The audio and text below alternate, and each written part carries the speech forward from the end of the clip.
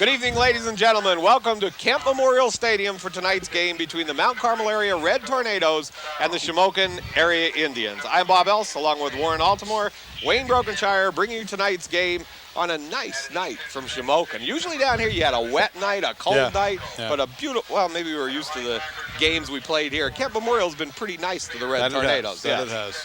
Lately, anyway. That's right. It's all been pretty ugly to us over the past few years, so it can go either way right now. But, no, you're right. It's a great night. The field is in excellent condition to play the game tonight. And, of course, I think probably more so than at any time since we've been doing this telecast is this feeling of uneasiness on both sides of the fence. I mean, both teams come in after losses. Mount Carmel, of course, losing to its new arch rival, Southern Columbia. Now it plays its old arch rival, Shamokin area, tonight. And Shamokin dropping a tough game to North Schuylkill, which is also a pretty good rivalry for the Indians, although a little bit further away for them, losing by 1 point. So I think you're seeing both teams and mostly their fans wondering what's going to happen tonight. Mount Carmel area, of course, comes into the game no injuries that we know of. They came out of the Southern area Columbia game beaten but not hurt, so we expect to see a full squad. I don't anticipate anything from Shamokin that we've heard of. So I think on Mount Carmel's part, the only injury that's floating around a little bit is Mike Sinkovic's foot yet. It's still not quite right. Yeah, it's tender. Yeah. He's been able to kick the extra points, but it appears he's not going to be able to kick off for the Red Tornadoes tonight. But he will kick the extra points and field goals if that's what it comes to. But no, he's not going to kick off deep. But other than that, I mean, they're at full strength. I think you're going to see, unlike the last 3 games, you'll see a little change in quarterback where Sebas will begin at quarterback instead of Wojtowicz, with Wojtowicz following at some point during the game like Sebas did in the first 3. But other than that, I mean, I think you're going to see pretty much the same personnel in the same spots, same offense and defense. There's not a lot of changes going on our side. And I think you're going to see a hard-fought, tough, ugly football game the way we would like to see one between us. Well, on Shamokin's side of it, too, with Tony Verano at tailback, and I guess probably tonight starting Haynes will start at fullback. 2 good runners, Wayne. Very good. Tony, you're looking at Tony Verano, probably one of the fastest backs I have seen. I watched him during Legion baseball this year, and I was just amazed at the way he could move around the bases. He brings that onto the football field now, and he as of last year he was over the 1,200-yard mark, I guess, in rushing. And again this year the same thing. He has a good blocking fullback in front of him in Chris Haynes, a very big boy and with some experience. Red Tornadoes take the field there, and excellent groundwork. I mean, last week we got some ground shots, and right there you saw we have an on-field camera again tonight. Gary Tresker's working. You almost had a trampled on-field camera that time. I never saw that shot just before. Just looked, and as you see the cables being worked down there. That's Fisher, I believe. Brent Fisher working the cable. So you'll see a lot of on-field shots tonight from these youngsters from the high school, and we'll also give you the names of who's out there. Yep. I'll tell you what, ESPN move over at the rate this production's going. I'm only wondering if they're still going to room for us pretty soon. Except for maybe I was going to say except for maybe the announcer. I think we're in trouble, nobody else. Well, we're going to actually see the toss of the coin tonight. They're having a camera work right out, and what a great thing for the Shamokin Mount Carmel area game to have a field camera there, Wayne, to see the captains meeting at the center of the field. Well, it's certainly new for us. We're breaking new ground every week so far this season in television. They had referee explaining some instructions there. I guess a little bit about fights right now. No biting of the ears, that kind of stuff. They go through the usual thing. No checking anyone's navel under the pile. All the good stuff you need to know in football. Red Tornadoes will call the toss. It looks like 21, Matt Montgomery will make the call of the coin in the air.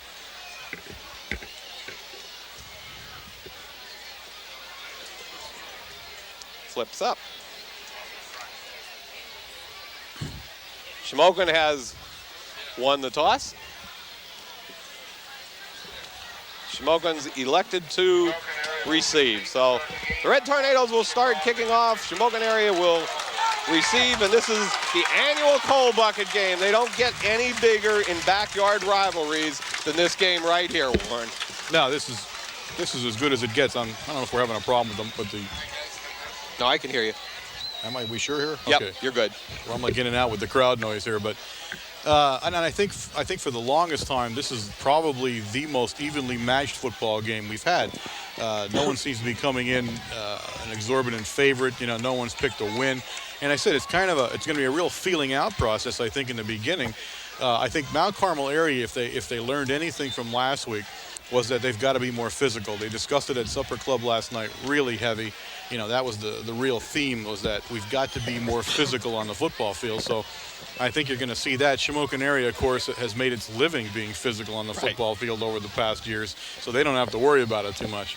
So I think in the first quarter itself, you're going to see all kinds of things happening as they try to test each other and see what's going on.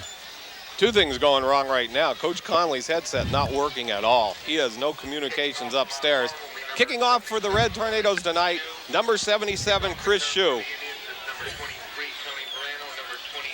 Of course, this is the first thing we discussed was you see a new kickoff, a new kicker for the kickoffs. And I'll tell you what, if he gets everything behind it, it's probably going to land where our car's parked somewhere outside of Trevor right now.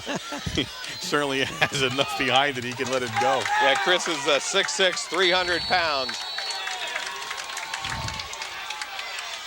A line driver bounces on about the 19-yard line, picked up by number 23, which is Tony Verano, and is sacked by number 28 in on the tackle. Al Bailey also helped out by number 27, Matt Van Doren.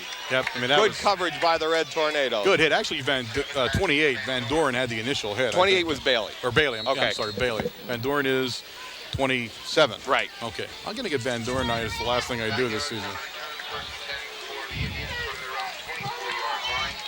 First down and 10, Indians from the 24-yard line. Haynes and Verano in the backfield.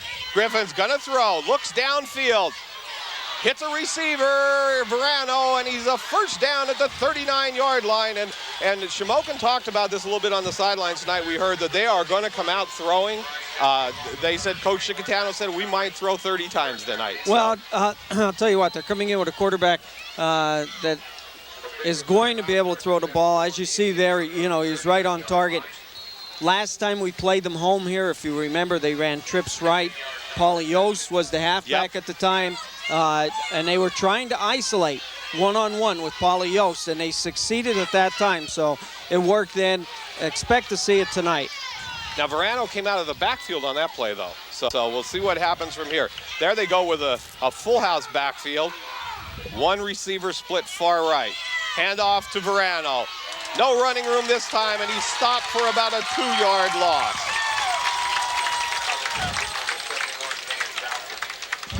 Tough play that time. Daukus led the charge on that side of the field for Mount Carmel area. Of course, Verano is a threat from anywhere on the field. He's the guy you're going to have to watch continuously through the game. He's their big guy. He's their go-to guy, you know, in the tough situation. So you got to keep him boxed in, or he can make for a long evening for Big Red. And they try to run left because they try to go to the brother Carnuccio's side. Both Chris and Brian are in at guard and tackle at the left side of the Shamokin area offense.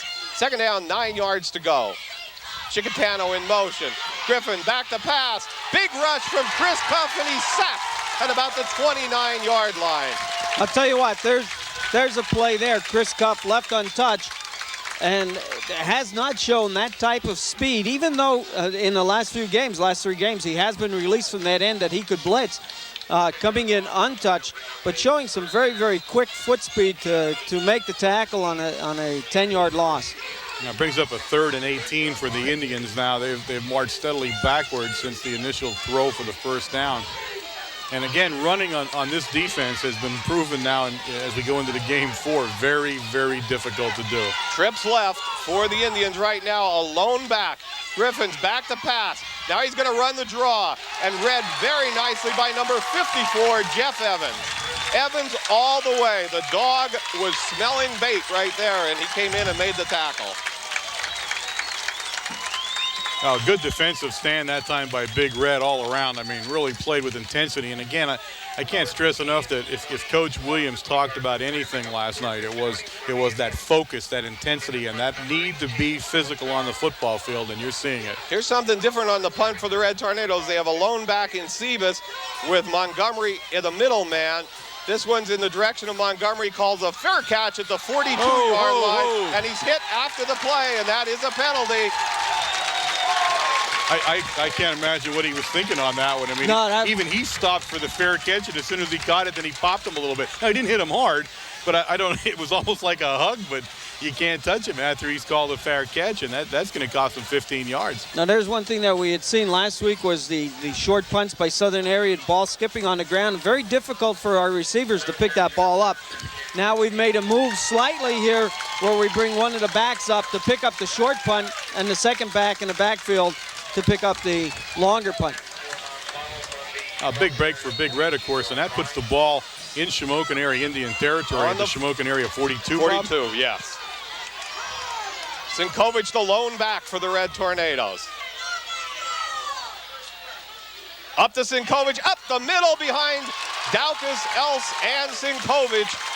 First down, Red Tornadoes at about the 32-yard line. If you look at that play defensively, Shamokin looks like they were a little back on their heels. They were looking towards the quarterback, seeing what the backfield looked like, and they had one linebacker left in a monster position. Everybody else was out in the flats. See, that was also the first time they saw Mount Carmel area go to a one-back offense. Right, and there we are again, and the same thing's happening right now. They have one linebacker back there.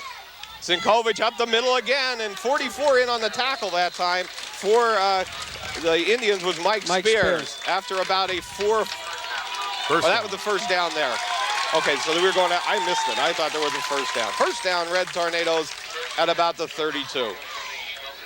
Well, I mean, we heard about it at Supper Club last night. It kind of got left out of the hat at the last second that they were looking at a one-back offense, and that when they go to the one-back, Sinkovic will be that back, and he has proven to be a good choice right now. This one's a pitch back to Veach. Out around the left side, finds a good block.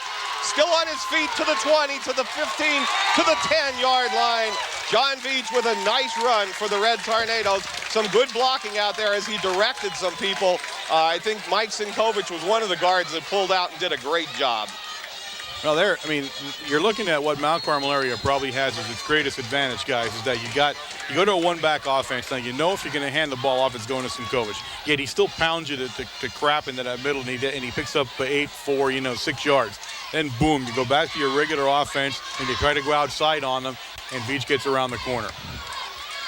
Tries Bailey up the middle.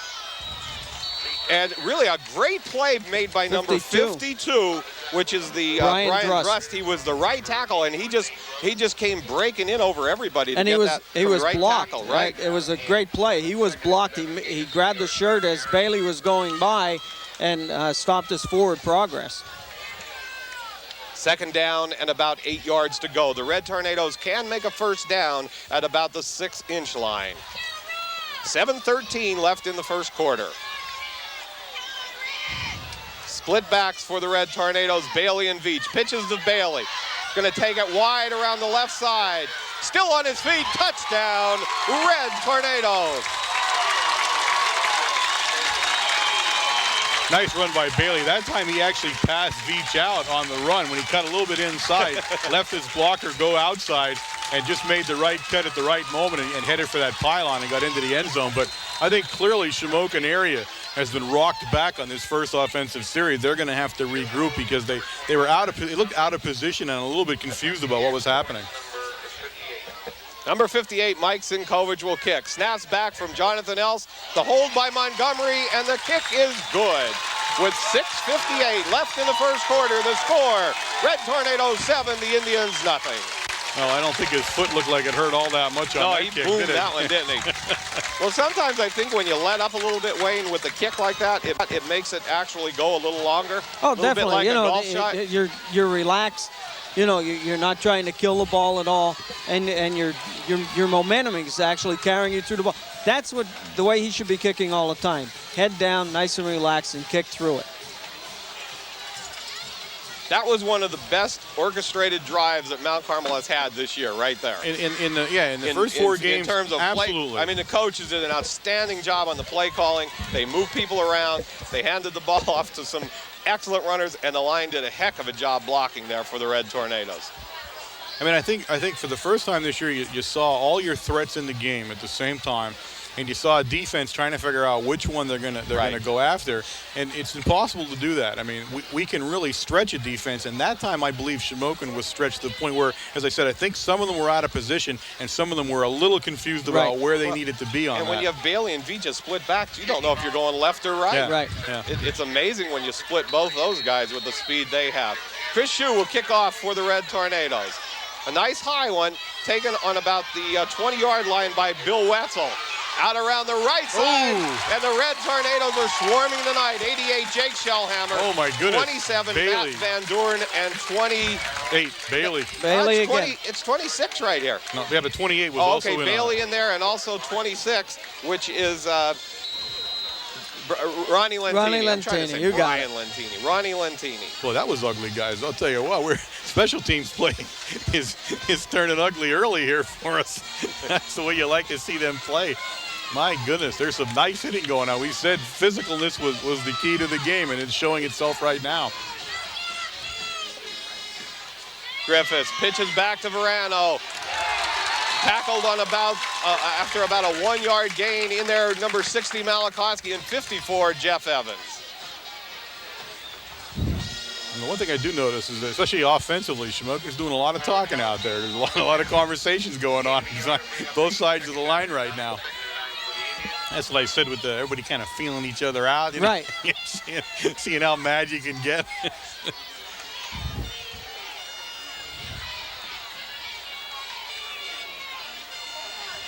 Griffin's gonna try a pass. Oh, good catch made by number 44, Mike Spears, and he comes from tight end, Wayne. Yeah, he comes from his tight end. He plays defense also. What he brings into the field or onto the field for Shamokin is a great set of hands that you saw there, getting up, but also some very quick feet. He runs some very good patterns, good outside patterns, and everything else. But he is a very, very fast runner. First down for the Indians that time. On the 36-yard line, 5:56 left in the first quarter. That's a nice play. Now, both pass completions were quick pass attempts. I think that's what they're going to have to limit themselves to right now with the pass rush the way it is. Tony Verano, the lone back, gets the pass away to number 18, Phil Farrow, and he gets knocked out of bounds, but flags on the play. You know, it was hard to tell. I couldn't see what was going on there. I don't know which one was which on that one. Well, the ball went through. Personal foul against the Red Tornadoes. Through Phil's hands, and the defender hit him. And the whistle was blowing all at the same time. With so many people standing there, I couldn't tell who was being hit, though. I wasn't sure where they were calling that. 15-yard penalty against the Red Tornadoes will mark the ball right about at the 50-yard line. That evens things out now. Everybody gets a 15-yarder here to start the game, so now we're even again. We can get that out of our way. A normal Mount Carmel Shamokin game does not go without penalties. You don't think, huh? No. First down, Indians. Verano, the lone back. Screen pass. Hits Verano. Big rush from 58, Mike Sinkovich, and a flag on the play. Gonna call face mask. Yeah, that should be the inadvertent one there. Right. Is there such a thing in high school? No. No, I didn't think so. I said it should be. I didn't say it was going to be.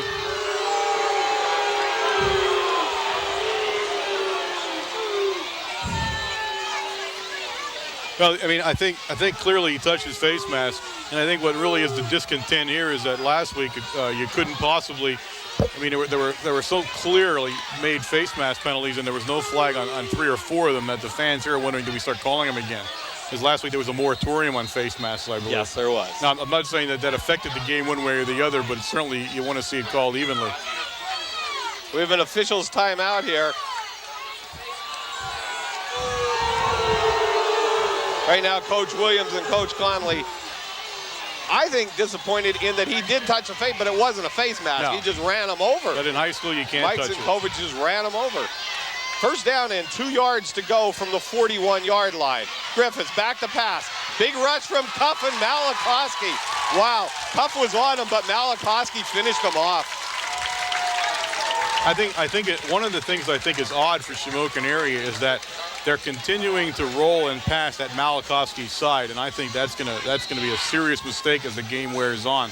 Well, you look, and that's a good point, because you're looking at Malachowski coming in here. He's 6'4", and you're looking at Nick Griffiths, who's only 5'10", having a difficult time finding his receivers that are out in the flat. 4:43 left in the first quarter. Red Tornadoes in the lead, 7-0. Griffiths with trips left set. Going to get the quick pass off. Kalinowski went down after it. It was actually a poorly thrown pass into the ground, and John Kalinowski, the only receiver that might have had a shot at it. Oh, Griffiths is feeling a little bit of the pressure there a little bit. It should be 4th and 11 now. No, it's 3rd down. Third down. 3rd and 11.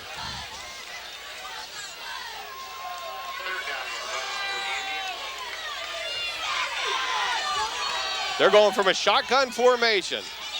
Snaps, low snap to Griffiths. Big rush from Daukus.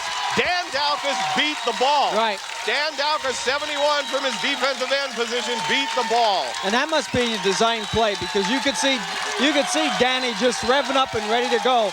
He only had one blocker that was back there protecting Griffiths on that shotgun, and Daukus just released it and made a great tackle. Great play. Punt formation for the Indians from about the 43-yard line. Good nice booming punt. Going to be taken by Montgomery on about the 24-yard line. Oh, great block from Dan Daukus. He sent him all the way. This could be it. There goes Montgomery. This is going to be a touchdown. Red Tornadoes. Wow. What a block from Dan Daukus. Oh, that was murderous. From Dan Daukus. Oh, my goodness. Chris Carnuccio flat on his back. Beautiful block by Daukus. Watch the replay, ladies and gentlemen. That was textbook. Coach Conley has just gone nuts with Dan Daukus right now. That is one of the best blocks we have seen in a long time. Extra point attempt by 58, Mike Sinkovich. Holder, Matt Montgomery, and the long snap, Jonathan Else. Snaps back, it's down, the kick's up. And it's good. With 3:39 left in the first quarter, the score, the Red Tornadoes 14, the Indians of Shamokin area nothing. Now, Big Red has come out breathing fire. Completely different looking team than we saw last week. No, they're not as tentative as they were last week. They don't seem to be thinking as much. They seem to just be doing and hitting. And the hitting is absolutely crushing right now, guys. I mean, they are hitting everything that's close to them in a purple uniform. This reminds me of the 95 Montour, when the game we came back after Montoursville. Remember we were up there, it was sloppy, we didn't play real well, right. and we lost and then by all of a point. sudden came back, and it was just a really fired up offense and defense, and we're seeing that tonight. And I remind you, that was the lone loss of the season that year, right. But how it turned out, so maybe that bodes well for us. But if Mount Carmel area continues to play at the same level throughout the game, I don't think Shamokin area is going to do a whole lot. Offensively, Shamokin area has done nothing.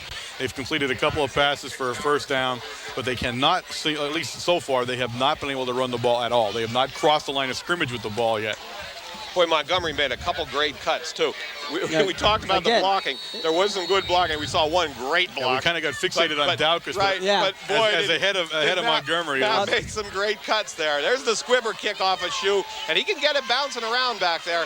The Red Tornadoes all over number 4, Matt Thomas. Mike Smith, number 8, was in on the tackle, helped out by Matt Van Doren, and 41, Mickey Morose. And 88 coming off the bottom of that pile down there. Is Shellhammer, and also number 29, which was Josh Paracella. So all 5 guys in there on the tackle. Well, I'll tell you what, you go back and when you watch Montgomery running there, you have to realize that there's a boy that played solely defense last year, safety, and a little bit of offense this year, and he ran like a seasoned halfback there.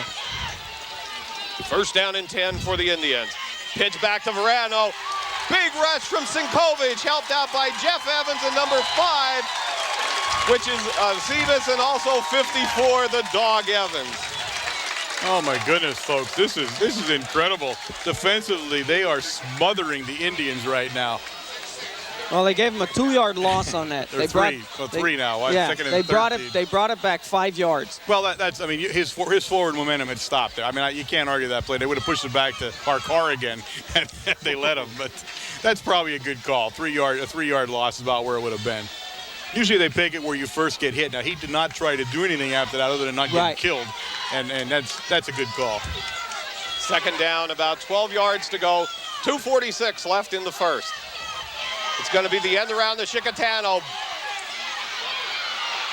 He's still on his feet, and Evans comes back to make the tackle at about the 45-yard line, but someone got tied up there, and 2 good blocks by the Indians. Looked like Carnuccio made a great block. Yes, he did. Yep. I'm not sure which one. I think it was 72. I think it was Chris. It was Chris made a great block there to spring him. You have Chris and Brian. Brian. Who are the 2 guys we're looking at there? No, Brian and Chris. Brian and Chris, okay. Third down, 1 yard to go. 3. 2:06 left in the first quarter. Third and 1, right. On scoreboard Third and 1. 3, but you're right. It's third and 1. Looks like a 1 to me. Yeah, I don't know where Or they're 2. getting 3 out of that. How about we give him a 2? I don't think he's spotting that one too well. Griffin sets the Indians. Gonna pass.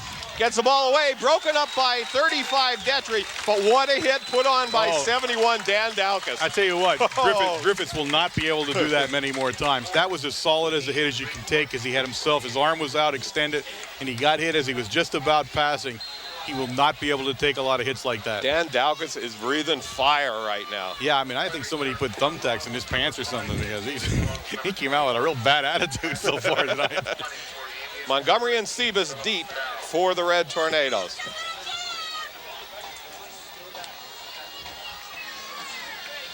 Snaps back. Oh, big kick by Farrow. Bounces, fumbled, rolling loose, picked up by the Indians, and they're down to about the 6-yard line. So a break for the Indians. First big break for Shamokin area. Again, you know, there's 3 punts right now that have gone, probably the furthest that we've seen all season long in the air. Last week we've seen some good punts, but they were line drive. Farrow, Phil, is just putting that ball up in the air, and it's spiraling. They're giving it the coverage a lot of time to get down on the ball. First down and 10 from the 15-yard line. It cannot be advanced in high school.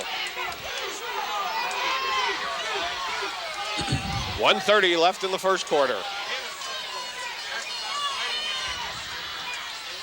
Pitches back to Verano. Finds some running room. Good tackle made by Detry after about a 4-yard gain. Now, that was a nice-looking play by Shamokin area. They got everybody moving in one direction that time. It was a classic sweep play, and picked up some good yardage, about 5 yards on the play. Ball sitting about the 10 at Mount Carmel area right now. First big test for the defense, and so far they have been absolutely awesome here in the first quarter with about a minute left.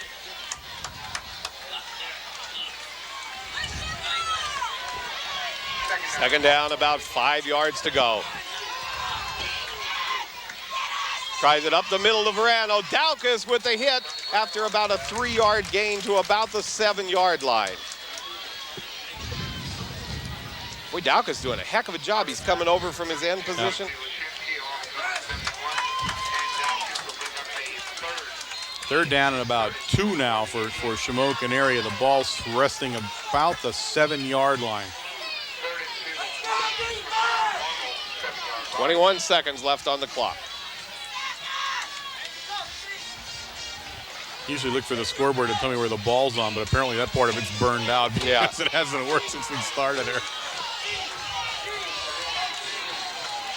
Griffins hands off to Verano. Looks like he stuffed Daukus, Detry, and Leshinsky in on the tackle. Yeah, Leshinsky from his linebacker spot stuffing the hole up, and they did not get the first down, folks.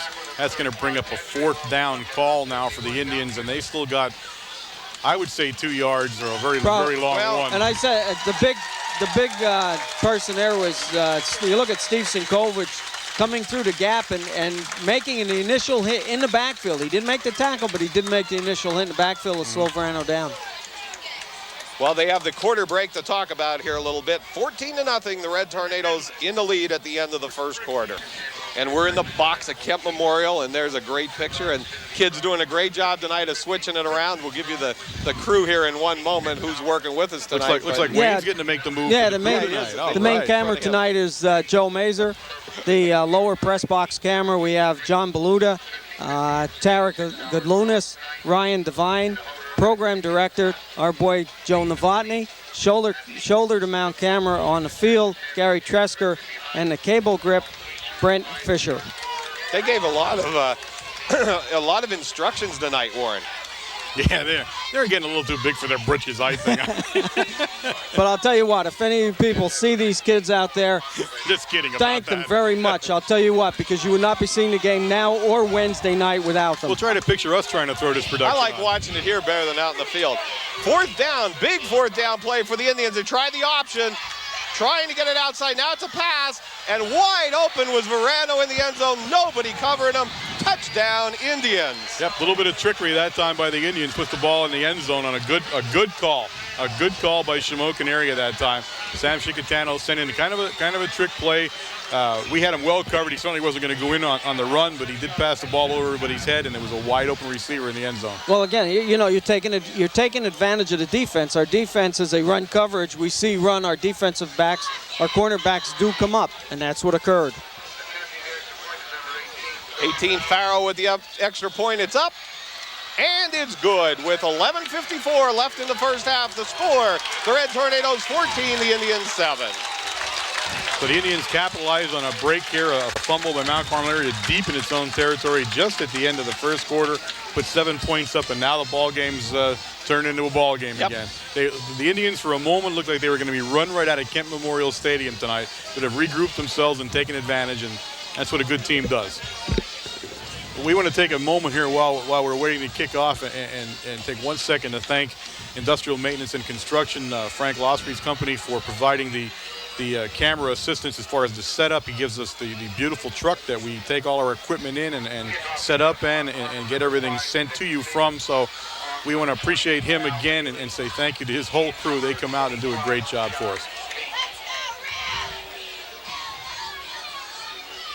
Kicking off for the Indians, number 72, Chris Carnuccio. Kicking off for the Indians, number 72, Chris Carnuccio. Carnuccio's kick going to be taken by Bailey on the 21-yard line. Breaks it back to the middle of the field, finds some blocking, still on his feet, dragging people to about the 42-yard line. In on the tackle was number 88 from the Indians. He's not listening. Guess what? We don't have an 88. And 4, Matt Thomas. And Matt Thomas. Well, we'll get Matt Thomas, but... Yeah, they did the same thing over on our side. He said 88. Even Yeah. the press box announcer didn't know who it was. And we like to give everybody credit, but we don't have a name for the number. Nothing we can do about it right now. We'll try to find it out. Single back, handoff up the middle. Steve Sinkovich, 5 yards. Good blocking by the Red Tornado line. Now, the thing you like about this single back thing is it's a real challenge. You're telling your offensive line you're just going to go out there. You know he's going in between the tackles. I mean, there's no secret where he's going to head to. And you're telling him, this is where you're going to block. You're going to open up a hole for this guy, and he's going to run hard through it. Second down and about 6 yards to go. Sebas pitches back to Bailey. Takes it outside, and a great play made by number 44, Mike Spears. Spears did a good job that time. Now, I think Bailey got tied up with the throw a little bit. The lateral was a little bit out of the way for him, and he had to stop and get turned around to get it, and that caused the play to disintegrate. Third down, 8 yards to go. 10:49 left in the first half. We remind you now that it's with 10:45 or so in the second quarter. We have not attempted a pass yet. Nope. That's true. Sebas with Sinkovich the lone back. Straight drop back. Looking downfield. Has Montgomery. Oh, in and out of his hands. It actually was deflected by number 18, Farrow, but hit Montgomery on the shoulder pads. Fourth down, Red Tornadoes, at about the 44-yard line. And he had great presence that time. Now, he saw that it was going to be deflected, so he automatically decided to try to see where it was going to end up at, and he was so twisted around he couldn't get a good shot at it, but that's what you like to see a receiver do, keep fighting for that ball until the last possible moment. 47, Sinkovic will be kicking. Number 54, Jeff Evans, the snapper. It's back, kicks away. End over end kick to Verano, taken on the 21-yard line. Brings it right up the sideline, and a big hit by number 74, Matt O'Brien. First down, Indians at the 45. Momentum shifting a little bit here, guys. Well, I mean, the Indians got a nice pickup there. I mean, you're going to have that when you score a touchdown like that. They were certainly rocked on their heels up until that point in the game, but now they're turning around a little bit, and they're starting to play with some spirit again. 14-7, Red Tornadoes in the lead. The battle for the cold bucket. Haynes and Verano in the backfield. This one's a Verano. Good block, and he gets it down to about the 49-yard line. Chris Carnuccio and Brian Carnuccio did an excellent job on the left side of the Indian line. And that's why they're there. Those two boys, did an excellent job in the beginning of the season. They're a powerhouse over there, and I'll tell you what, you're looking at their size. Chris Carnuccio is 265, and Brian is 270. So you do have two people over there that can open up a hole. Second down and about 4 yards to go. Fake to Verano. Griffin's going to throw, but he's not going to throw with Dan Daukus all over him at the 42-yard line. Well, that time he had Daukus do two things. He jumped up and caused Griffith to stop where he was going to throw at, and he got back on his feet. He made the tackle, so he kind of did the whole job on that one. Fire in his eyes tonight, isn't there? Well, I mean, obviously, the key to Shamokin area, or at least they feel the key, is this little bit of a roll out and throw into the flat, a quick pass. But the problem there, of course, is the defensive ends, and the other problem is they're so tall. You're having a hard time, and you had pointed out that the quarterback isn't the tallest guy on the field, so he's having a difficult time finding a lane to pass the ball into. Griffiths from third down and 11, back to pass. Rush from Cuff this time. Chris Cuff puts him down on the 33-yard line, and the defensive ends of the Red Tornadoes are just turning it up about 3 notches. Well, they're eating the tackles alive right now, and the back that's supposed to come out and help. Now they're sending a back sometimes with a tight end, but they're eating them alive right now. As soon as Daukus or Cuff gets past the end, then you have only one blocker on 2 people coming in, and that certainly is difficult. Phil Farrow in the punt for the Indians. Snaps back, good snap. Oh, bad kick from Farrow this time, and it's going to go out of bounds at about the 47-yard line. Actually, I was going to say, where is he at 49? It's about the 49-yard line.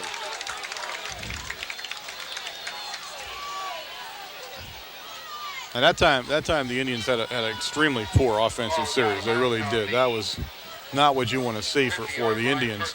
And again, their idea of trying to get outside these two ends may have to change at halftime because they're not going to be able to do that. I think they better drop him back into a pocket and see if he can do something and protect them. You got a big enough line to do that. Yeah. Sinkovic, the lone back for the Red Tornadoes. Give it to Sinkovic. Find some running room up to about the 45, down to the 45-yard line. 5-yard gain, second down and 5 to go. In on the tackle, number 21 for the Indians, Adam Campbell. Now, you get used to a Steve Sinkovic, right? And you don't even say it any longer where you really should. Now, there was a classic Steve Sinkovic run. 6 yards, folks. Right. He picks up 6 yards. I mean, just by bullying his way through that little crack at the line, he takes the linebacker on, he carries him for the last 3 yards, and that linebacker is hoping the defensive back's going to help him put him down. Sebas gonna roll. Yoder on his tail. He's gonna run it himself. Good running room by Nick Sebas and gets it for a first down to the 32-yard line. And there's the threat that Sebas brings to the offense every time. He could have passed the ball, although in that case, I don't think he was ever passing the ball. I think that he was just running there. I mean, that was a sweep that he was moving on. And the thing, there was Chris Yoder, who was untouched coming through that line and showing the speed that Nick has. Never even was concerned about Yoder, about the defender making the tackle. He was already looking downfield for the pickup. Sikovic off the right side, big hole. Still on his feet, and it looks like he's down to about the 8-yard line. Good blocks on the right side of the Red Tornado offense that time. I mean, a completely different Red Tornado offense tonight. It really is. Than last week. They are absolutely amazing out there tonight. Everybody seems to be on the same page finally. They're trapping. We had thought they would before. Really gelling together as an offensive line, and I think that's where the real credit comes, is in that offensive line right now. And there's a timeout on the field. Who called that? Indians. With the Mount Carmel area, the ball now sitting about the 11-yard line of the Shamokin Indians. But a lot of credit to the offensive line, and you know, folks had talked about it in the first 3 games, and of course last week. Believe it or not, last week we only ran 32 offensive plays. Now, Coach Williams is a great proponent and has said this year in and year out, that if you run 55 offensive plays, you win the game. There we ran 32 offensive plays, and we lost the game. Now, his point about the whole game last week was that the defense played stellar, and it did. It was just on the field all the time. Right. You know, that was the killer problem to them. Now, what he said was that he challenged this team offensively, and he said that, you know, you've got the guys in the right spot now. He's comfortable with who he's got on the line, and he said to them, you know, it's time now. Step up, folks, and you got to make it happen. 6:55 left in the first half. Red Tornadoes driving. First down and 10. They can make a first down at the 1-yard line. Veach goes in motion to the right side. This is going to be a run all the way by Sebas and gets run out of bounds. Looks like at about the 8-yard line. Can't tell. It's hard to the soccer You see the thing soccer throws me line off. if you think you're out of bounds, That right? throws me off Looks all like the it's time. about the 6. Yeah, that's where they're going to place the ball, down around the 6-yard line, almost the 5-yard line. So pick up of 5 yards that time for Sebas. And again, that was the same play, just run to the opposite direction this time. Second down, 5 yards to go. 6:25 left in the first half. I didn't see who made the tackle. I missed it. He got too jammed up there.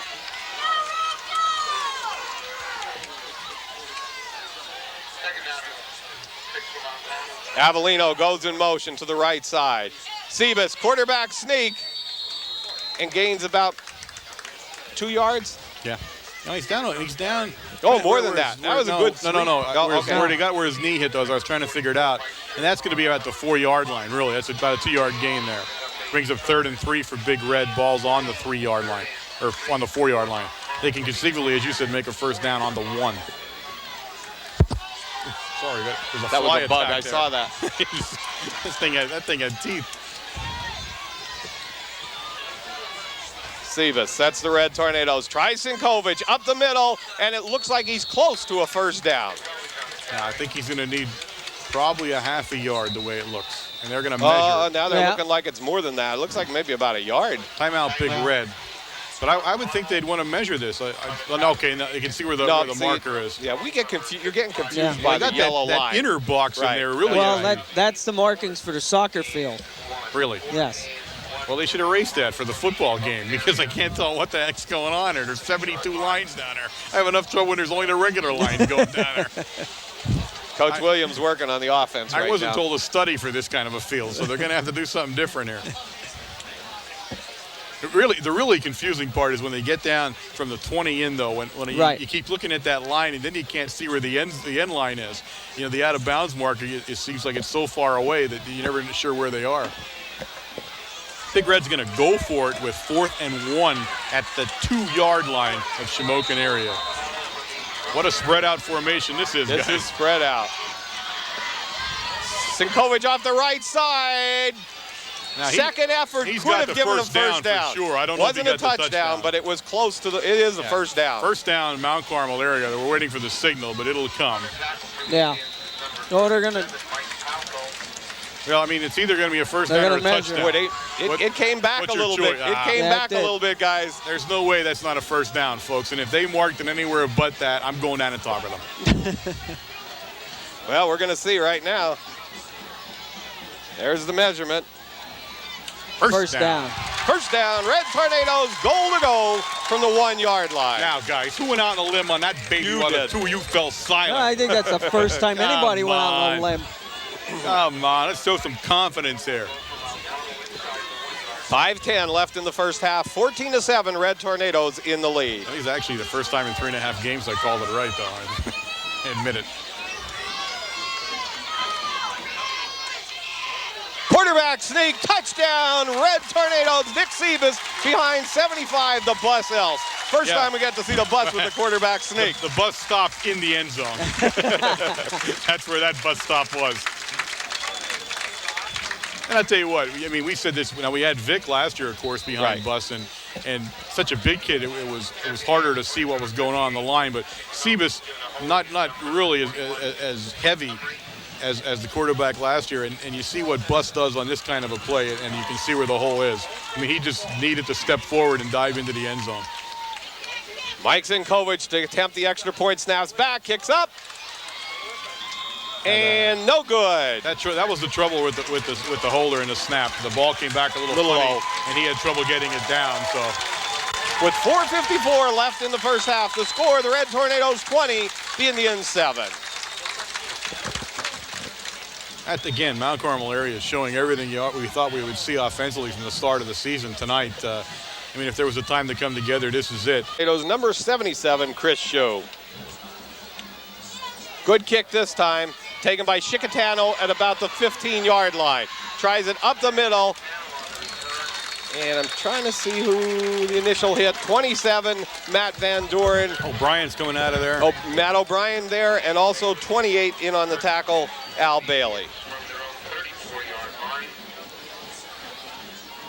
I think the Indians here, with 4:47 remaining in the second period, I think they need to move this ball a little bit. They really do. They can't go 3 and punt, or they're going to be beating themselves out, at the last minute trying to forestall a touchdown. So I know they want to pick up a couple of first downs, if nothing else here. Twins right set up for the Indians. And flags on the play. That may not necessarily be the way to start. The Indians will be caught for an illegal procedure of some type and march back 5 yards.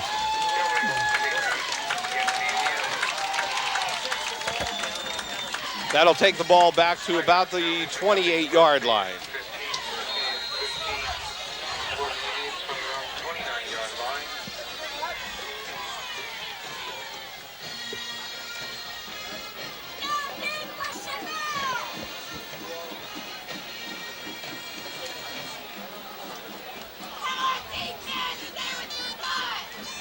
First down and 15 for the Indians. Griffiths with Haynes and Verano. Give it to Haynes up the middle. Evans in there, also Lashinsky, and somebody had his feet down on the bottom. Looked like Mike Zinkovich. That's where it came from. It came from the right tackle. Second down and 13. Second and 13. Gain of 2 yards on the carry.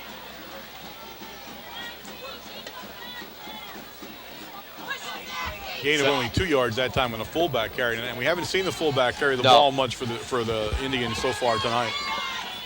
4:11 left in the first half. Split backs this time for the Indians. Griffith's going to throw. Picked off. Intercepted. Yes, Nick Sebas. There he comes. Boy, what a great interception by Nick Sebas. Nick Sebas didn't even look at the receiver that time. He was behind him. He saw that the ball was thrown too far to the inside of the field, and Sebas came around in front of the receiver, at least 3 yards in front, to make the interception. The Indians did not want this. This is exactly what I said. Now the ball's in their own territory, about the 35-yard line, and now they're scrambling. 3:51 left in the half. Yeah, they're going to scramble to keep another score off the board right now. Sebas again with Zinkovich, the lone back. Zinkovich off the left side at Chris Carnuccio, and he blocked him, and the tackle was made by 52, Brian Drust. I tell you what, Bus had somebody on his back again, big time. Once again, somebody stepped in front of a bus. I'm sorry to say, it's never pretty when that happens, but he's having a whale of a football game right in the middle of that line right now. And it's often hard to see it because all you see are bodies tumbling all the time when you look in the middle. But I mean, all of them are having a good game, but he's really standing out sometimes as you look at him. Second down, 8 yards to go. Avellino goes in motion to the right side. Pitch back to the pitch. It was back to Veach, and he ran into Chris Cuff coming back to make a block. So now the Red Tornadoes drop back and will have a 3rd down and 10 yards to go. Druss for the Indians is having a pretty good game. Yes, he is. He's a good ball player, and he's all over the field defensively right now for Shamokin area. What is Druss coming out of the defensive line there? Is where he lines up? 52 tackle, right tackle. Okay. And he's coming again. Great tackle that time made by number 37 from the Indians, Mike Palco. And he was in the backfield before Sebas was there. Yeah, Palco tied up the lone blocker, and what he really did good there was he was being blocked, and he saw Sebas step forward, and he just kind of twisted around the block and brought him down. But he was in way too fast for that play to go anywhere. That brings up 4th and 14, and Big Red will punt the ball now. Punt formation is Steve Sinkovich with Jeff Evans the long snap. Good snap back, kicks away. Good kick that time. 28, Al Bailey. That's nope. Paracella. Yeah, Josh Paracella, 29 in on the tackle. Good stop that time. It's the human bullet going down the field. Somebody just loads a gun up and fires them off down the field.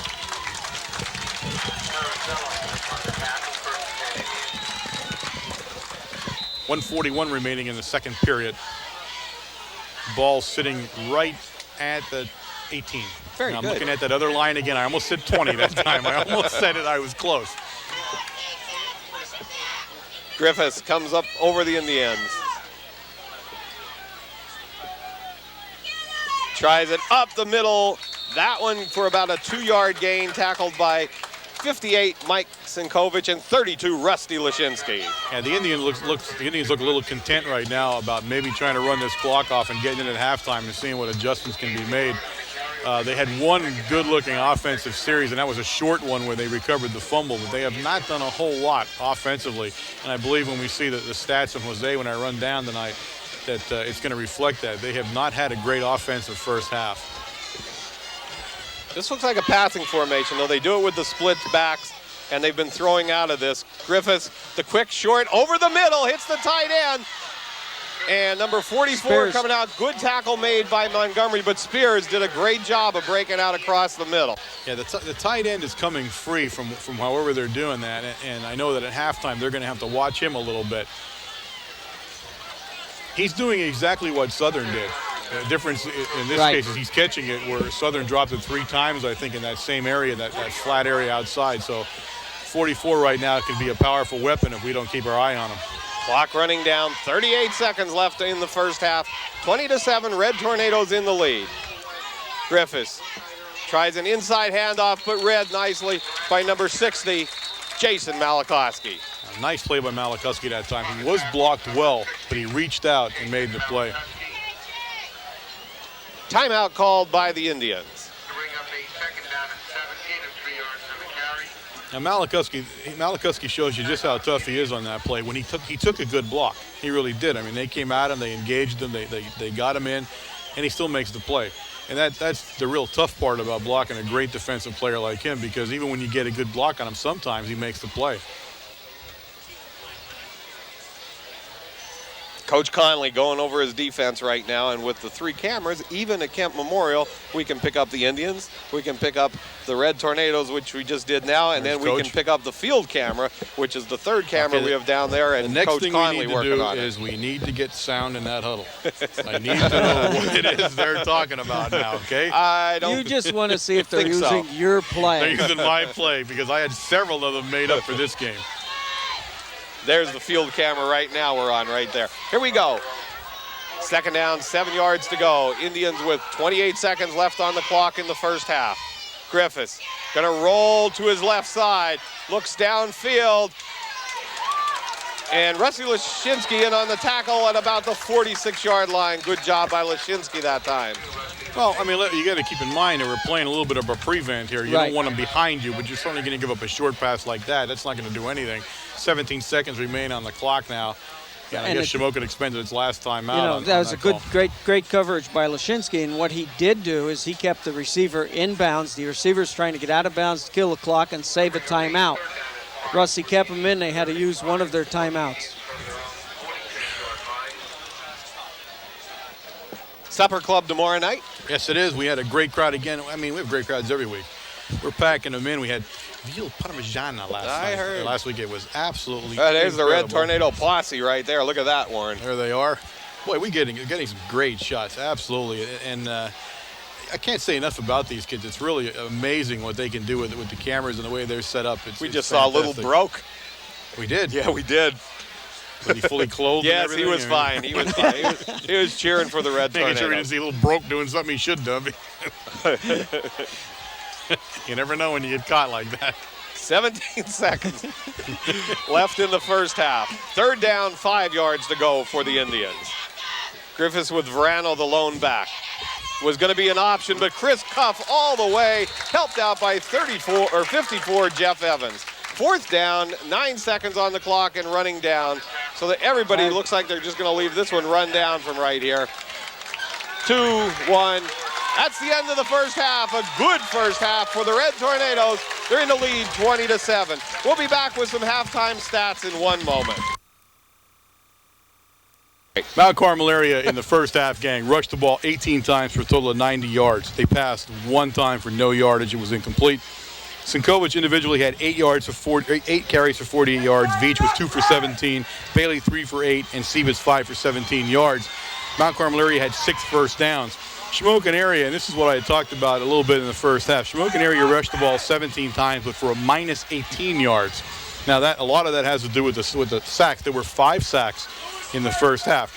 The record for sacks is 8 against North Schuylkill 4 or 5 years back. So that's something to watch in the second half as we go on. They passed the ball a little better. They were 6 of 10 for 53 yards. They had 5 first downs. Now, this is the really odd part about this. Now, we saw what was a dominating Mount Carmel offense, I feel, but Mount Carmel held the ball for 9 minutes and 20 seconds in the first half. Shamokin area, on the other hand, had the ball for 14 minutes and 40 seconds. And that's a little bit odd in the statistics. I would have guessed that to be the other way, that's the way it turned out. Now, obviously, as we said, Shamokin area needs to rush the ball if they're going to win this game. Passing, and unfortunately, I believe they're going to try to pass a little bit more here in the second half, down by 13 points. So it'll be interesting to see what adjustments we've made and what they've done, and to see what the philosophy is as we go into the second half. It appears, Warren, their main passing play, too, was coming right off of the tight end or anything short. Yeah, and I talked to Jose down there, and he said the same thing. Obviously, you cannot keep rolling Griffiths into the teeth of the defense. He's too short. He's throwing across his body most of the time, and he's into the teeth of our defense. So I think you're going to see maybe some more dropbacks, some more really quick passes, and they're going to have to throw short if they're going to complete anything because the rush is ferocious. Yeah. And again, you go back to all that information, and in fact, the information about the record. I mean, there's only one person in this world that would retain something like that. Oh, and yeah. remember, is the statistician, and that is Jose. Yeah. I mean, he's just a wealth of information. We said that many times, and it's just amazing that he can He just carry. happened to have that at the tip of his fingers tonight. I knew that. And just for you to have that, remember the Supper Club is putting out The book. Yeah, the book. The Bible. The Bible. That book will be available. The Supper Club is sponsoring, and of course, Jose and Phil Gergen put the thing together. That will be available for the Marion Catholic game. It'll be sold, we believe, in the Spirit booth as you walk in the stadium. Stop by, get. There are only 400 copies, ladies and gentlemen. If you want one, get one. It's been updated, I guess, from 6 years or 5 years it's been a while, ago or right? So this is the new abridged version of it. So you want to get your copy, and we'll keep you posted to make sure that Marion is the game. And those of you at Supper Club will get a chance for an early buy, as is our policy at Supper Club on the night before. The books will be there for Supper Club members to buy. You might get 400 people out. Chris Carnuccio with a squibber. Taken by 47. Sinkovich brings it up to the 38-yard line. Still on its feet. Steve Sinkovich carries the ball to the 49-yard line. And if you're going to squib a kick, don't squib it to Steve Sinkovich. Yeah, I'll be truthful with you. I wouldn't have squibbed it to anybody. I'm not sure why they did that. That's not the way I would have wanted to open up the first or second half. First down, Red Tornadoes from the 49-yard line. Let me give you a little other tidbit that, to show you that he's truly on his toes down there. He says to me, we're 0 for 1 in passing. I said, yeah. I said, we didn't pass that much. He said, that's right. He said, but the last time we were 0 for something passing was against Shamokin area. Mike Higgins was a freshman, if you remember that game. I remember that one. So that's the last time we were held without a completion in a football game. Quarterback sneak and goes for about 2 yards. That was the year that they had the defensive man on that field, on that side of the field. Dave Zielinski, there was a person that just was a great statistician when it came to, or tactician about defense. He just loved the defensive game. Those are two little tidbits for you to retain for the remainder of the game tonight, folks. Mount Carmel area, of course, really could conceivably go the rest of the game without trying to throw a pass. The ground game has been punishing. They're up 13 points, so they may not have to throw the ball for the rest of the game. Bailey in the slot. Fake the handoff. It's going to be Sebas out around the right side. Finds running room. Gets a good block from 29. Josh Paracella. This one's sending him all the way. Touchdown, Nick Sebas and the Red Tornadoes. Absolute excellent play that time. Everybody blocked where you want. Sebas read his block and waited for them to happen. And that's a touchdown, folks. Nick Sebas. And again, what that shows is the amount of speed that Nick has. You have to slow down for your blocks to form. You have to, turn on that afterburner to pick up more speed so you don't get tackled from behind. Red Tornadoes call timeout because they'll be going for 2 points here. The score, they may want to 26-7, make it an even 28 for the score. But Sebas truly is an amazing weapon. I mean, all he had to do was turn the corner, and you knew things were going to happen. And he made the turn, and boom, he's gone. He really brings another dimension into the offense when you have a kid like that can throw the afterburners on it and just blow by you. Mike Sinkovich gets to take his shoe off and put it back on. And he's probably thinking, why don't we have a plan for this ahead of time? He's going to wear his foot out just putting shoes on and off. 2 minutes go by in this third quarter.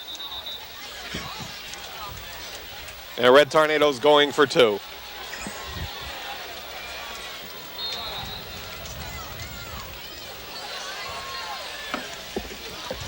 Sinkovich and Bailey, the split backs. Sebas has John Veach in the slot to the right side. Puts Bailey in motion to the right.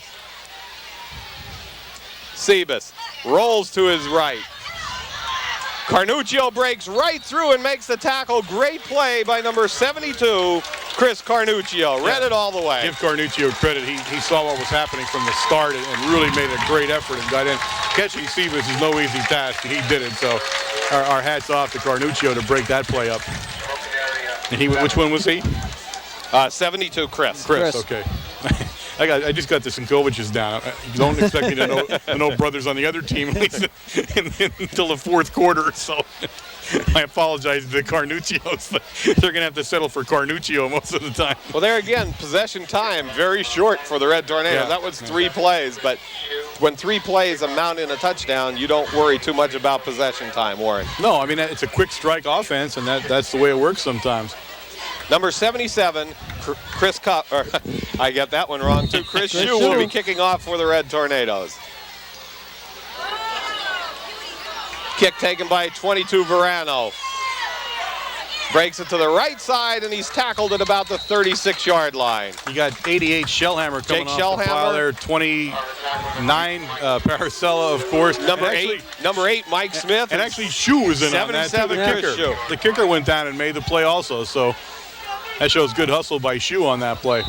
First down, Indians from about the 34-yard line. 10:51 left in the third quarter. The thing with Shue is you do not want him falling on you. I mean, that is not the optimum way to play the football game. Don't have the big man land on you. Griffiths goes with twins backs. It tries a fake up the middle. Now Griffiths is going to go around the right side, run down by number 54, Jeff Evans, helped out by 35, Brian Detry, and 71, Dan Daukus. There's the 6th sack of the football game on the first offensive play in the second half. So that's 2 sacks away from the... He might not give him that one because of it being an option run. Jose, you got to watch what Jose puts down there. It did look like a pass. run. He was looking. He was If you look, he was looking to the flat, and I think because of the defensive coverage, he had to eat the ball and run around the end. I think he was trying to pass, and you're not going to sway me from it. It's not me. It's up to Jose on that one. Griffiths, this is a pass. On a fly pattern, he's got Chicatano wide open down at about the 40, and he goes through his fingers. Well, you had coverage by Kalinowski, and you had the free safety, and I think Chicatano glanced at the free safety charging to the side and took his eye off the ball at the last minute. I think that's what happened to him. Tell you what, you have to give Nick Griffiths credit there. That was an excellent pass. throw. Nice touch pass. Yes, it was. You got to have perfect touch to get that ball where you want and it. timing, because you're throwing the ball before your receiver gets there and hoping that he's in that spot at that time. Third down, 13 yards to go for the Indians. Urick and Farrow split far left for the Indians. Griffiths, straight drop back. Now he rolls a little. Looks at Farrow. Over his head. Ooh, and on the macadam, a lot of people go into the bench, and Nick Sebas one of them. Yeah, it's a tough part of the field there. They have a macadam area where the bench is. If you take a look at the bench area, there is only about, I would say, 3 feet of grass. The rest, as soon as you come off the sidelines, the rest is macadam. And we've often said that this was one of the fields that had the shortest out of bounds area that we usually see. It's a great football field. They've done a lot of work with it, but there's nothing you can do. You can't stretch that any more than it is. Right. You got to be careful when you get to the out of bounds marker, because it's a short step into the fence. Farrow in punt formation. End over end, bounces in front of Sebas and taken by Montgomery on the 24-yard line. And brings it up to about the 34.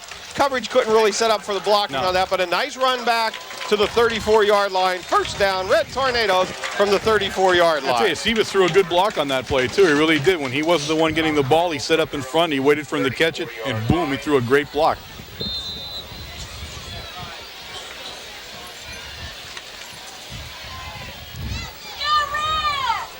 Bailey in the slot now for the Red Tornadoes with Steve Sinkovich at the back position.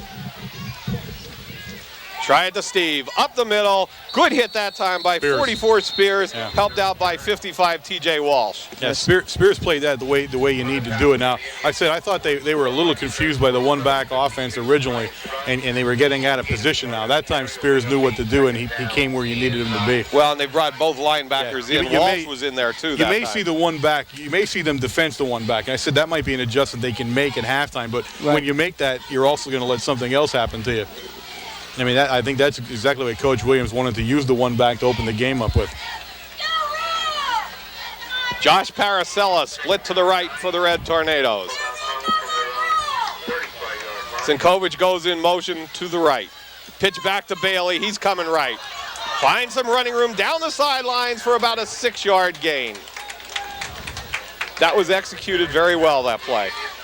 Oh, you looked at some lead blocker there, man in motion was Steve Sinkovich, and made a very good block on the end to spring the back for 5 yards, and then there was another hit by Mike Sinkovich at the pulling guard coming around to pick up the defensive corner man. Well, we're certainly letting Shamokin Indians know where we're coming. They're going right at it. I mean, when we put the man in motion, we're coming right at it, and good execution by the Red Tornadoes that time. Third down, 3. Pitch back to John Veach. He's not going to get it. That time, great pursuit by TJ Walsh, 55. 72 also in there for the Indians, Chris Carnuccio. On the tackle for the Indians for the loss, number 72, Chris Carnuccio. And that'll bring up 4th down Return from the Indians, number 23, for the Red Tornadoes. number 18, Philip Powell. Punting for Mount Carmel's number 47, Steve Sinkovich will punt for the Red Tornadoes. 54, Jeff Evans, the long snap. Snaps back, taken by Sinkovich. Good kick. Spiraling, bounces about the 38-yard line. Good coverage by number 27, Matt Van Doren. And he downs the ball on the 32-yard line. First down, Indians from the 32, 7:37 left in the third quarter. Great job by Sinkovich that time. The ball was not where he thought it was going to come to. He made a nice catch on it. But he had number 4, and number 4 has been very close, Matt Thomas, to the block now. Thomas thought for a second he might be able to do it, and had to rush him, but it was a great kick. And, of course, when the ball hits the ground, that's what you want, and that's what happened. First down, Indians. Griffith sets up with split backs. A lot of messages being written to us up here tonight. He rolls to his right. Short pass. Good play. Sinkovich. By 47, Steve Sinkovich. defending on the play, number 47. The sink. Now there's a case there where Sinkovich did exactly what he picked up the man coming out of the backfield. Yeah. Now there was a play that we had seen last week with Yorkevich coming out of the backfield for Southern Area. And this week we've adjusted greatly to it. Yeah. Well, at that time you can say we threw everything at them and the sink. Coach Conley making the calls from the sideline there. Second down, 10 yards to go for the Indians. Second down and 10 for the Indians. Griffiths tries the Verano, finds a hole. Montgomery and Verano, and Montgomery makes the saving tackle at the 49-yard line. A great block that time, again by the left side of the Indian line. It looks like 72 was there. Chris Carnuccio. Is Brian in too? Yeah, Brian and 76. Brian. Carnuccio brothers did a heck of a job that time. I kid about the Carniccio brothers and the Sinkoviches. I learned the Sinkoviches, I got them down pat, and then one of them changes his number. I mean, I think it was a conspiracy for a while with those two guys trying to confuse me.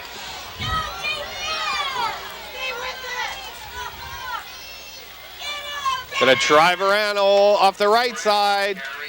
Carried the ball nice that time. He made a good drive into the line and went to the right side, but down on the bottom of the pile for the Red Tornadoes, number 60, Malakowski, And Evans. 54, Jeff Evans. Evans does his best work in that zone 3 feet from the ground or so. At the knees. Yeah, he does everything he does is right around that 3-foot zone. Second down and about 7 yards to go for the Indians.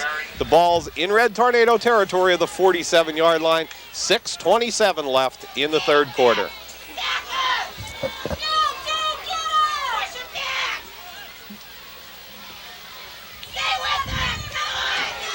Out around the right side is Verano or Chicatano? That's 22.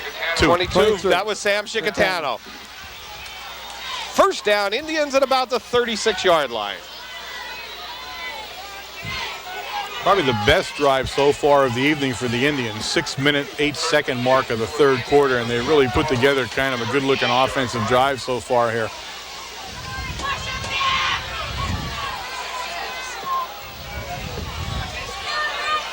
Twins left for the Indians. Griffiths, inside handoff to Verano, still on his feet, and drives through the middle of the line. Cuff finished him off, but down on the bottom of the pile, 47, Steve Sinkovich, and 54, Jeff Evans. And this is what we expected at the beginning of the game from Verano. You've seen the tough, hard running. You see when he gets through the line, you definitely, with this speed, you definitely have to wrap the arms and you have to make a secure tackle on him. A little culture shock for the center at Shamokin area. Evans came out and shoeing in. Gonna pitch it back to Verano, take it out around the left side. Nick Sebas ran it all the way. Great play by number 5, Nick Sebas. Shamokin area has not had a lot of success outside. Nope. I'm surprised they're still trying to get around the end. Most of their bread and butter plays have been between the tackles. I really believe we've got too much speed to contend the outside. with on the outside. I don't think they're going to get around that corner. Third down, 7 yards to go. 4:46 left in the third quarter. Indians driving down to the Red Tornado 34-yard line. Griffiths with Verano and Haynes in the backfield. Griffiths gonna throw. Looks over the middle, had Farrow, and he's stuffed by Montgomery. But I'll tell you what, he was open there for a minute. He was wide open. A It was a high throw, but Kalinowski coming back from about 5 or 6 yards almost made the interception on a diving catch. I missed that. Farrow. All I saw was Montgomery's hit. Farrow goes back and says, don't do that again. I mean, I don't mind you throwing, but don't do it again like that. Fourth down, 7 yards, 8 yards to go, and the Indians will go for it here on fourth down.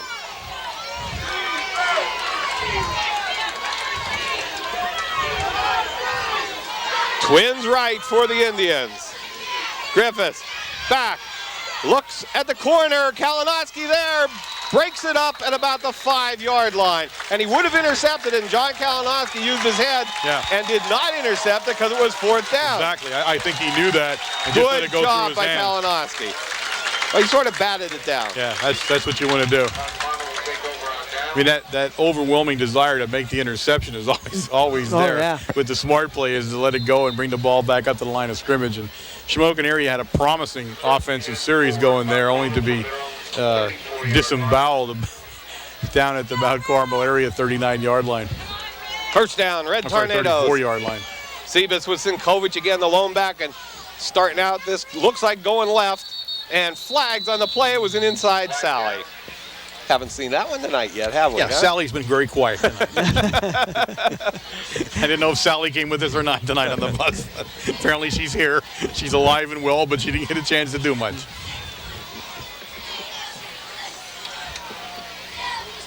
'59, Aaron Geary into the game for the Red Tornadoes. He brings the play with him there. See who comes out. 67, Jason White, Tovich. First and 15 for Mount Carmel from their own 29-yard line.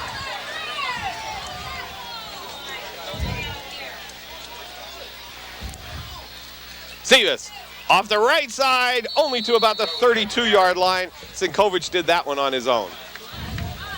Yeah, there was some good line play that time by the Indians. 75 was the guy that really was making a move in there and Chris Yoder. tore the play up a little bit. 8 yards on the carry.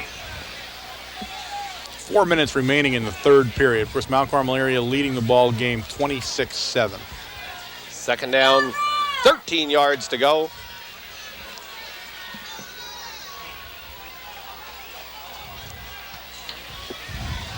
Veach split far left. Ooh. Sebas is going to run left. Just turns on the afterburners, but a nice play. 55 or not? Yeah, I don't know who caught I him. don't know. No, it's not 50. Maybe it was 55. I wasn't sure who it was there. 21, Adam Campbell made the Campbell made tackle. the stop. Good Okay. stop by Campbell. I didn't see who went down. There but was that was one a guy nice left stop. to stop him, and that was it. And 3rd and 8 for Mount Carmel. Third down and about 8 yards to go for the Red Tornadoes. The ball on the 36-yard line. 3:10 left in the third quarter.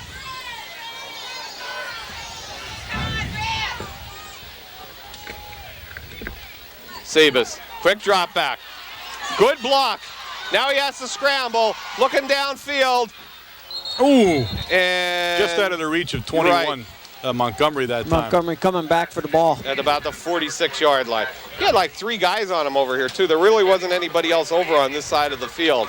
And Thomas will bring up a 4th. Well, punt formation for the Red Tornadoes. 47, Steve Zinkovich back there. 54, Jeff Evans, the long snap. The Indians, number 18, Phil Farrell, along with number 23, Tony Morano. Punting for Mount Carmel's number 47, Sinkovich. Looks like they may be going for this one. Yeah, they're bringing On the everybody right-hand on the side. right-hand side. Yeah. Snaps back. Cinco gets it away. Ooh. Over Farrow's head, he stops it, Oh. and then he's tackled by 28 in on the tackle, Al Bailey. Nice play by Farrell that time. Didn't want it, but a dangerous play. Didn't want it to go over his head, but he couldn't control it. On the tackle, number 28, Al Bailey. 1st and 10 for the Indians. That could have been a disaster that time, but he did really all he could do. He didn't want it to go over his head. It was a strange punt Good, because yeah. it didn't look like it was a spiral. It looked like it Yeah. was turning, like a whirly bird there. Yeah, those are the kind of punts that make you look bad no matter what the heck it is you're doing back there. You know you're in trouble. I remember Frisbee climbing a little bit yet. Yeah. First down, Indians, 2:40 left in the third quarter. Good field camera work by Gary Tresker tonight. Shotgun formation, hands it off to Verano. Spun around by number Flag. 80, Flag. Chris Cuff, and a flag on the play. That's going to come back again. It'll be against the Indians in the backfield. Flag down. Holding is indicated against the Indians. Holding call against the Indians.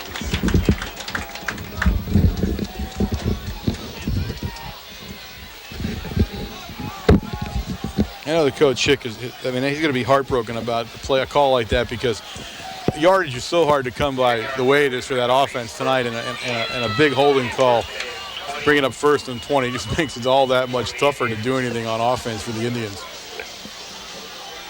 2:26 on the clock in the third quarter.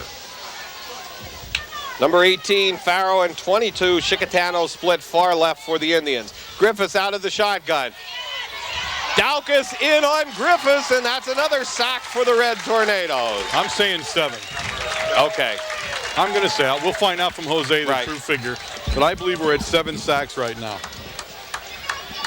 One more sack will tie the record set at North Schuylkill. I believe it was in '94. And the thing is, if you watch Daukus, as soon as Shamokin sets up in a shotgun, Daukus is digging in. He's on a full-out sprint for the quarterback. Yeah, they're not sure what to do with him at all, and it's really showing out there. And now they come back up on their center on this 2nd down and 28-yard play. Try the inside to Verano. Lots of running room right up the middle. Breaks it to the outside, and Matt Montgomery with a good tackle at the 35-yard line. Good play by the Indians that time. They broke him free right at the point of attack there.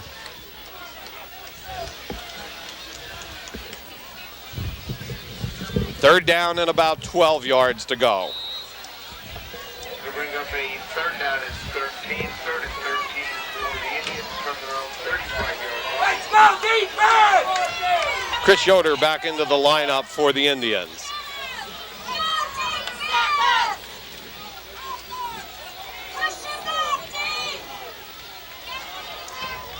.49 seconds left in the 3rd quarter. Griff has everybody over on the right side. He's going to throw that way. Now he does the quarterback draw, and it only goes for about 5 yards with Daukus in there, Rusty Lashinsky in there, As soon as he moves. John Veach, and 80 Chris Cup. 4th down, 8 yards to go for the Indians. That'll put Montgomery and Sebas deep for the Red Tornadoes. Punting for the Indians, number 18, Phil Farrow.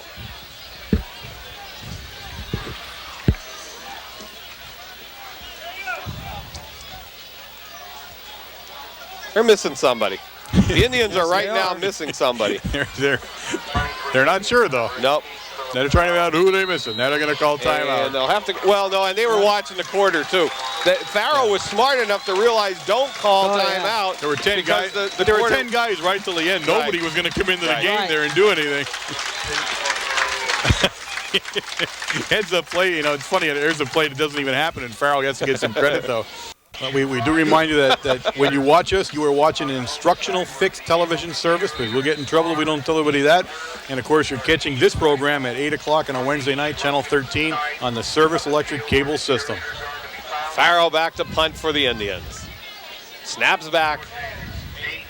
Kicks away. Good kick. High kick in the direction of Sebas. Fair catch called on the 32-yard line. 1st down, Red Tornadoes. Good kick by Farrell that time, real high. That's what you want. No chance for return.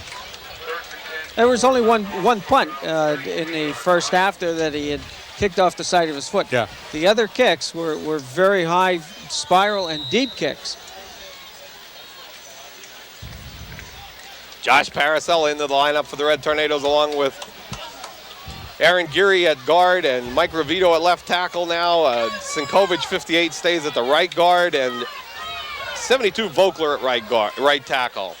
Inside Sally, here comes Veach. One move to make, and he makes it. Now another block, and he gets it to the 49-yard line. What a juke by number 29, Jonathan Veach. Hey, what a hole, 25, Jonathan Veach. You see that hole open up. Big hole. I'm going to tell you what, guys. I know I've said this before, but I may have been able to get through there. I mean, I wouldn't have gone any further, but I could have gotten through that hole, folks. That was a hole. 1st down, 10 yards to go for the Red Tornadoes. There's the Red Tornado. Red Tornado marching band. Yep. A lot of good field shots tonight. Sinkovic, the lone back. Sebas to Sinkovic. Big hole, up the middle to the 39. He's turning it on at the 29, down to the 15 and knocked out of bounds and piled on at the 6-yard line. That time, 18 Farrow saved the touchdown for the Indians. 21 alongside of him that time was Adam Campbell. But Sinkovic in a one-back offense and truly has kept the Indians off balance a little bit and broke through there on another great hole that time. And once he got right into the up open, the middle that time. I'll tell you what, the key there was blocking the linebacker. And whoever blocked the linebacker on that, it was a great shield. Sinkovic just cut off right behind. Steve Sinkovic with Bailey at tailback. This one goes to Bailey off the left side. And nice tackle made by 37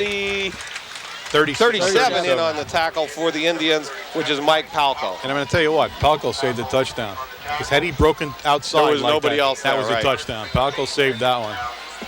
A nice play by Palco. Second down and about 7 yards to go.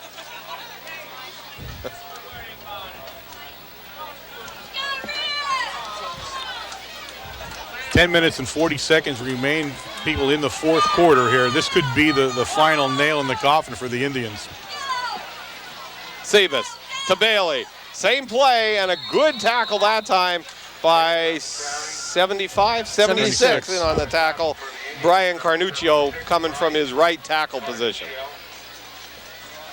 Now the Indians stiffen up a little bit here when the ball got down. The ball's sitting about the 10-yard line, just off the Shamokin area Indian 10-yard line.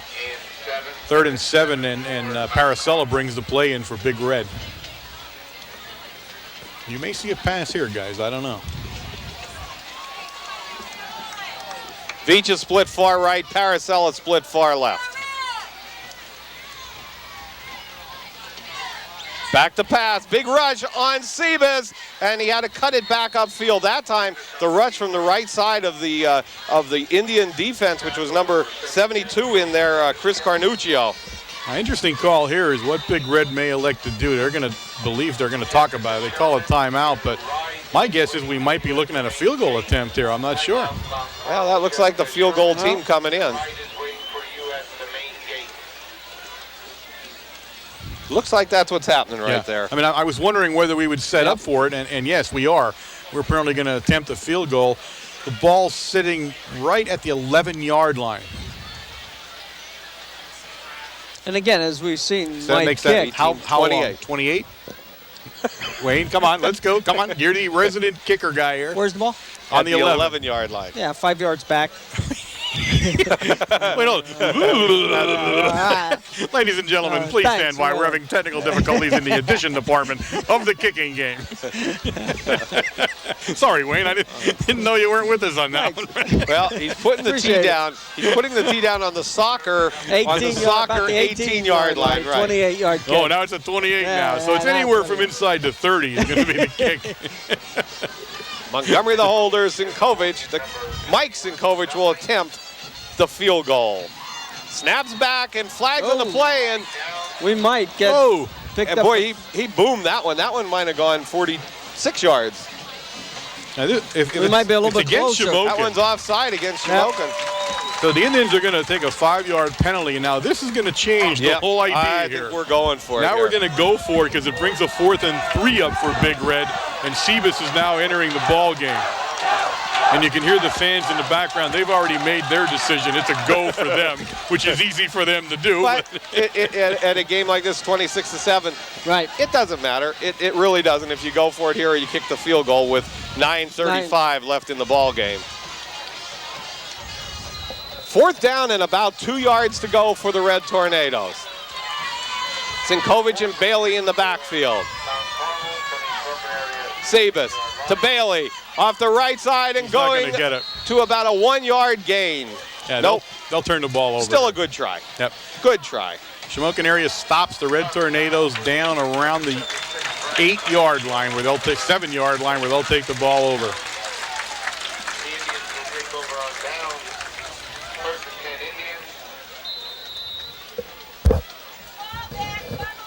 First down and 10, Indians from about the 10-yard line. On the field goal, if he misses, it comes back out to the 20. Oh, nice Wayne, is that how it? I'm not sure either. Okay, that's a. We haven't had a Joe Thurway ruling yet this year. No, we that might be this the could first. I could get the phone call probably on the hotline. Yes, you'll get the phone call on that one. Yes, Joe's been ignoring me lately, so it must mean I'm very right all the time. That's the only thing I can figure. I've not made any bad ones. Timeout call by the Red Tornado defense. What do I know? He's retired. He's on vacation. Yeah, he most could of the care less time. what I just said. Exactly. He has the sound turned down too now. Coach Conley makes his way out to the Red Tornado huddle. What a shot, though.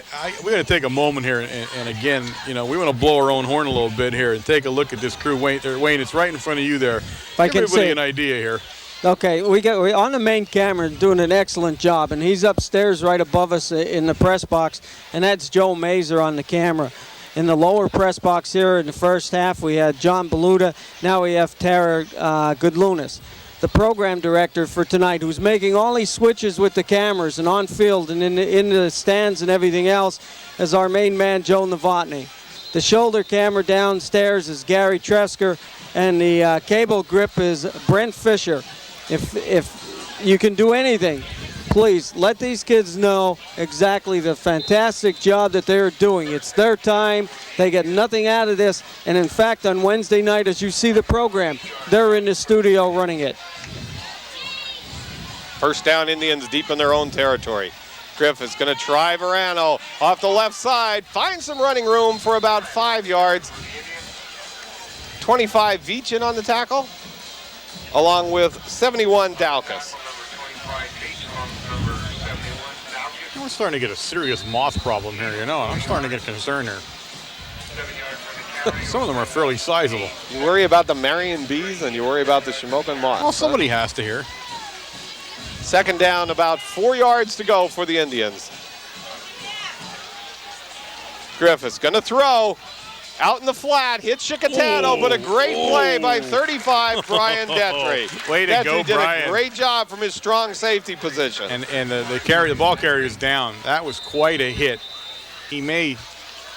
I think Schick just got the wind, sort of the wind knocked out. I don't know if they should try to drag him up, though. I want to leave him where he is for a second here, but what a hit. He had outstretched himself.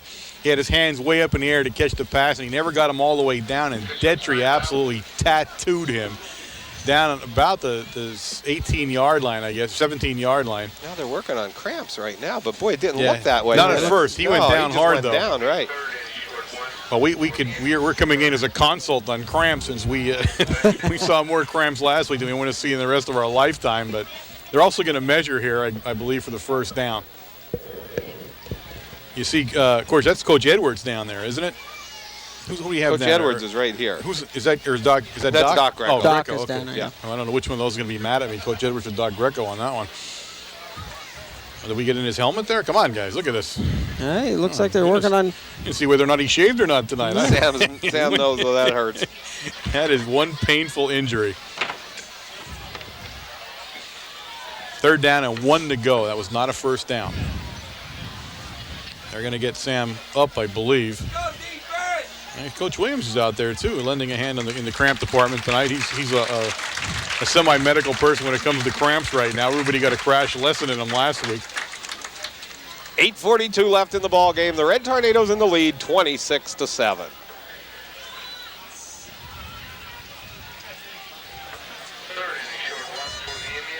This one you may see the fullback, Haynes, pick this one up. I'm not sure. It's a 3rd and 1.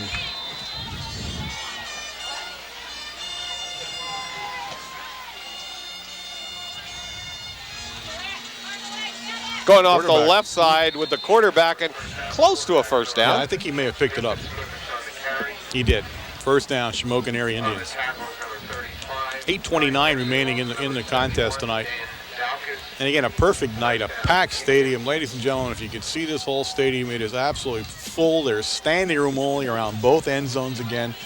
I mean, 2 weeks in a row, I mean, seeing what high school football is all about. 8:14, first down, Indians from about the 18-yard line. Pitch it out to Verano, taking it out around the left side. Initial hit made by 25 Veach, and then helped off with 58 Mike Sinkovich, 54 Evans, and 32 Lashinsky. I see one of the differences you're seeing here, and I guess because you're closing at the end of the game, you've got a pretty good lead too, but I don't think the lead has much to do with it, but you're seeing Sebas out of the defensive lineup, and I think you may see a new quarterback come in the next offensive series, but Sebas isn't playing defense right now. And who's the guy that would be playing in his position is Veach. Yeah, John Veach is in right now. Veach is playing in that cornerback spot now where Sebas was. You're not giving any speed up there now, are you? Griffiths sets the Indians. He's going to throw.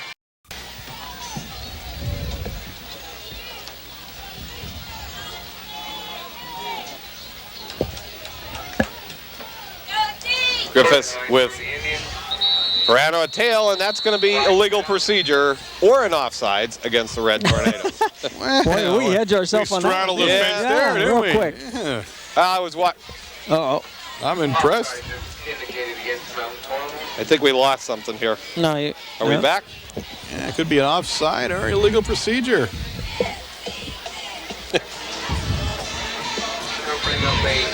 How about that? That's no, good. no.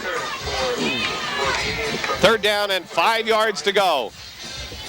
Griffiths kept the ball, looks down the middle of the field to his tight end, and tackle made by 47, Steve Sinkovich. And again, that's their bread and butter play. They showed that in the first half. Yeah. You know, hitting the tight end, Mike Spears over the center.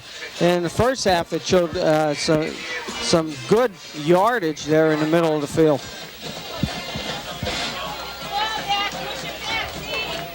(26-7), 6:56 left on the clock.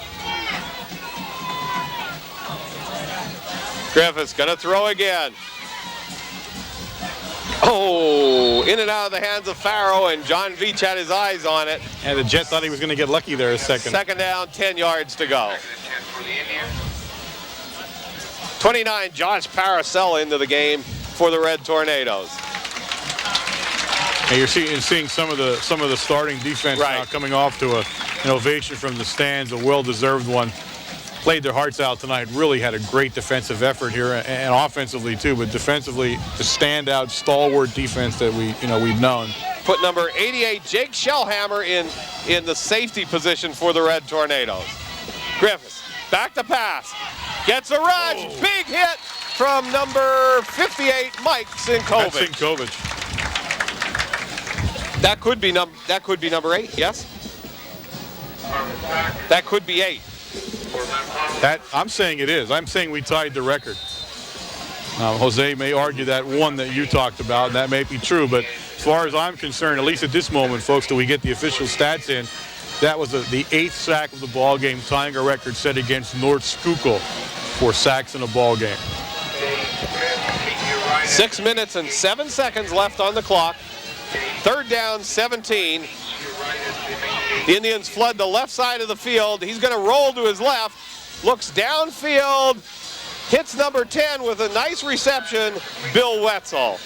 Again, you know, there's another pattern that we hadn't seen before.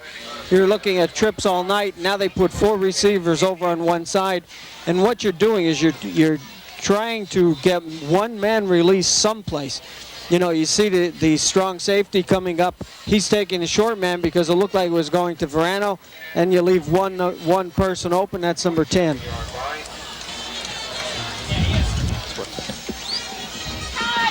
First down, 10 yards to go. Tries the inside handoff to Verano. Gets close to a first down to about the 38-yard line. 5 minutes, 24 seconds remain in the ball game. Indians on a little bit of a drive right now. You got a lot of new faces in that lineup for Mount Carmel area. Some of the old ones are still in there. You still got Malakowski, you still Steve Cuff in there.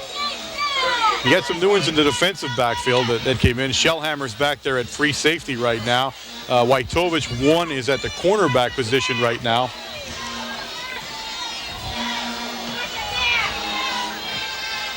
Griffiths pitches back to Verano. Out around the right side, and a nice tackle made by 47, Steve Sinkovich. Yeah, he had 37 also in there to make sure nothing else happened in there. So, which is Pete Avellino.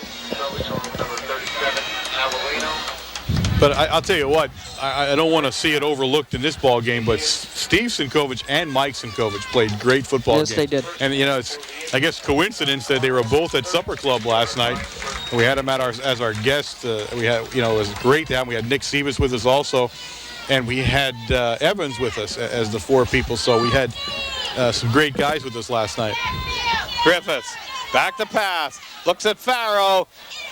Intercepted by number 1, Mike Wojtovich. Takes it around the right side, finds running room, and knocked out of bounds at about the 46-yard line. Whoopee, Wojtovich with the interception. Yeah, Wojtovich just hung back there and watched where the ball was going and was in the right place, and boom, picked it up and took off down the sideline. It's great to see Wojtovich do that, get himself in the game and touch the ball so soon. Now, he'll probably come in at quarterback, I believe. And in that case there, you look at your defensive line putting pressure on Griffiths.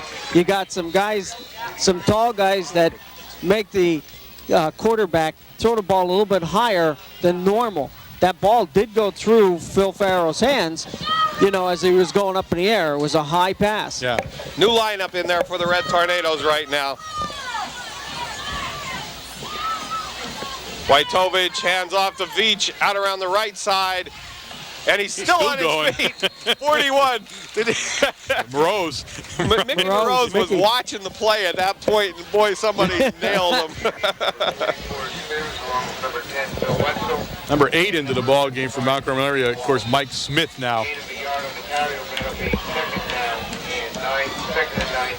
Gain of about 1 yard, second down, 9 yards to go for the Red Tornadoes.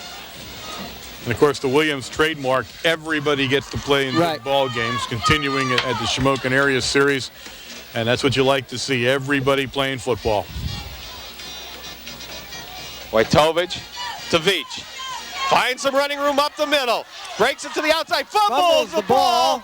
And Mickey Morose picks it up. And it'll be close to make. Oh, I'll tell you what. Jonathan Veach was gone. Yes, I don't think anybody had him stopped. Nope. And I didn't even see who hit the ball. I don't know if he dropped it or I don't know what happened there. I didn't see him get hit either. But that one looked like it was going. Yeah, he was rolling pretty good there, and boom, the ball was on the ground.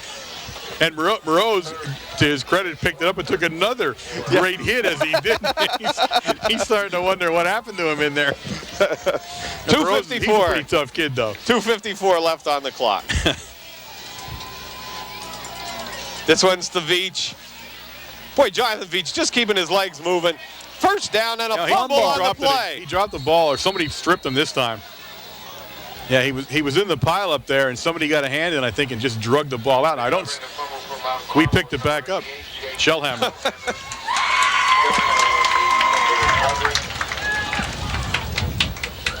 Fourth down and 1 yard to go. Time continues to pile away here. 2 minutes and 29 seconds remaining in the ball game.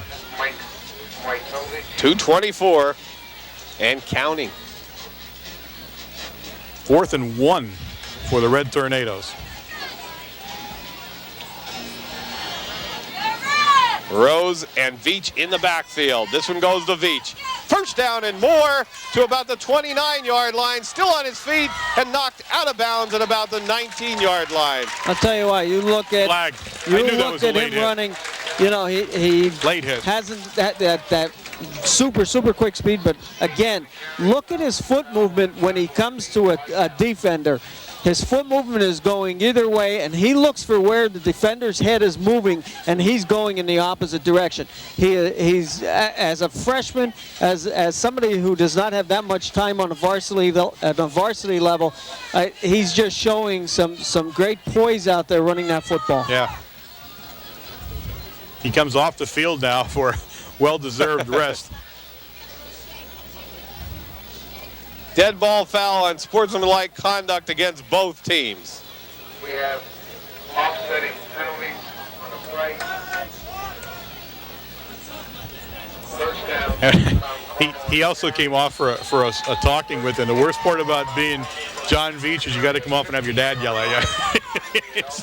That's the worst thing that could happen to you. First down and 10 from about the 16-yard line. Pitch back to 30. Yeah, but we're just seeing it was chasing them back to number 30 for the Red Tornadoes, Zublik. For the Indians, number 45, Barrett on the tackle. Brings up 2nd and 14 for Big Red. Minute 30 seconds remaining in the ball game. Big Red's going to walk away from here with a big win, 26-7 over the Shamokin area Indians. Something that Coach Williams said had to happen tonight. He felt this program to move forward this year. He said you need a big win, and he got one. Wojtovich to Farrow. Stopped for about a 1 yard loss. In on the tackle for the Indians, 45, Charles Barrett. That's my man, Powell. My man, Powell, carried the ball.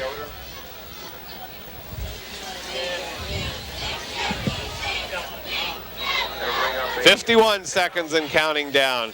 A lot of personnel changes for the Red Tornadoes right now.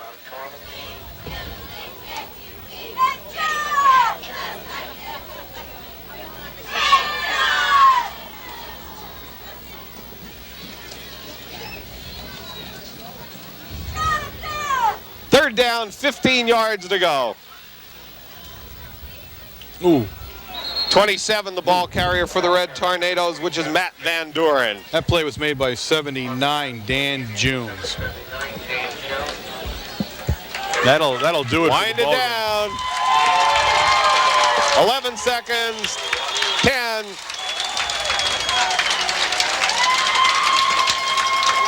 Final score, Red Tornadoes 26, the Indians 7. The cheerleaders should be bringing the bucket onto the field right about now, and the players take it right now too as they come to shake hands. And there's the bucket being carried onto the field by Matt Montgomery right now. Senior captain number 21 has the bucket, and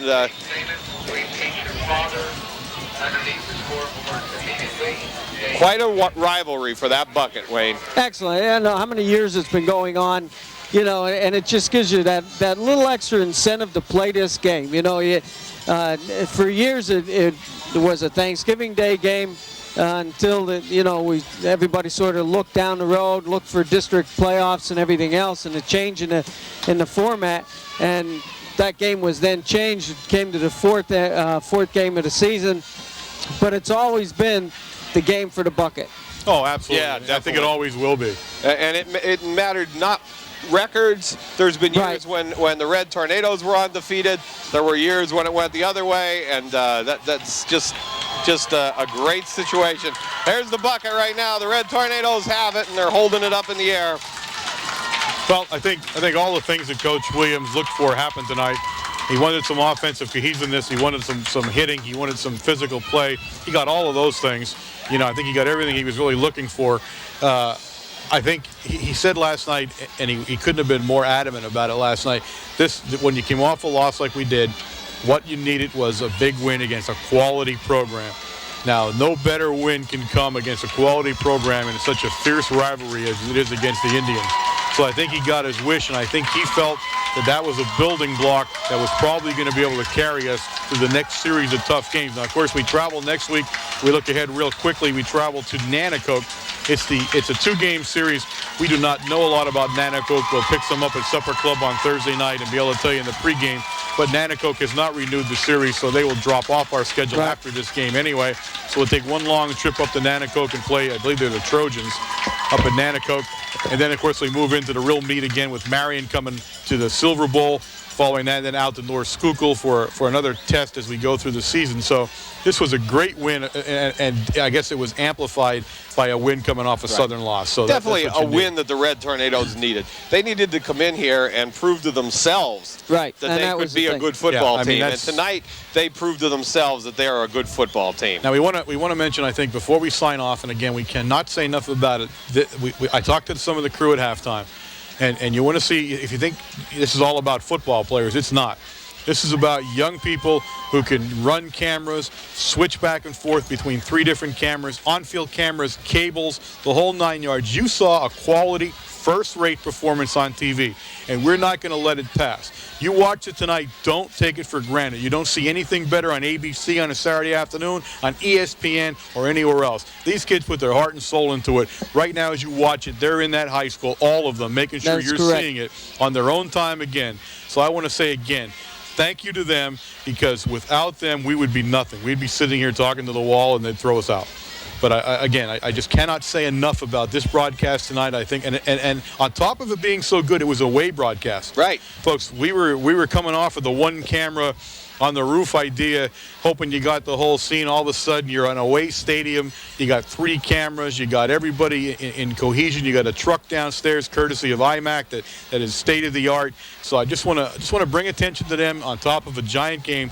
Not only did the players and the cheerleaders and the band shine tonight, but a whole bunch of people behind the cameras did too. And again, and looking at that, we'd like to thank Shamokin for the courtesy. Absolutely.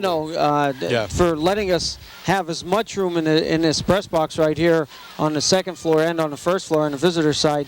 And plus, on the field. It's a rivalry between sports, and it always will be. But I think when you get to the adult level of this, the cooperation between these two schools is unmatched. Of course, letting us play McDevitt here in a crucial game on our way to a state championship will never be forgotten. The courtesies they extended then, and they do every year when we come down. We want to say thank you to all of them. We want to wish that football team the best success in the following games in this season, and we know that they'll be marching up to Mount Carmel next year with fire in their eyes. Well, Camp Memorial remains a friend to the Red Tornadoes. So for 3 times in a row now. And that's probably a pretty good record for us. So we can't complain right now. The Indians can't take credit for that, though, because they didn't get to play us those times. So you have to give a credit to McDevitt and what was the other team? Boy, we all forgot. How we forget. Anyway. I just remember the win. That's right. Doesn't matter who it was. That's right. Well, that's about it from Camp Memorial Stadium as Coach Williams is being interviewed down on the sidelines. We'll leave you here, but we'll be back to see you next week with Nanacoke. We're going up there, and everybody who can make it, try to make it up to see Nanacoke next Friday night. They're a tough team. They played Dallas tough, and we expect a good game, and we expect a real good game from the Red Tornadoes. I'm Bob Else. I'm Warren Altamore. Wayne Brokenshire. Good night.